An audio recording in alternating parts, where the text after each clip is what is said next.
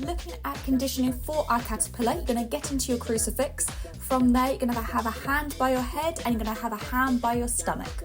At this point, you want to keep the squeeze between your knees nice and strong, and you're then going to just be pushing away from the pole and coming back. While conditioning, make sure you swap to the other side. So for now, I'm going to keep my legs the same position, but I'm going to swap my hands over. Now to try the full caterpillar movement. So you're going to get back into your crucifix, you're going to have a hand by your face and a hand by your stomach. And again, you're going to push away from the pole like you did before. Now this time, to try and make this nice smooth movement, you're going to now push your bum up towards the ceiling. So you're aiming for your thighs to be parallel with the ceiling. And then from there, you're going to make sure your chest is coming nice and close to the pole. And you can see with that top arm, I've got it into my armpit. So I'm staying nice and close to the pole and my bottom hand is extended.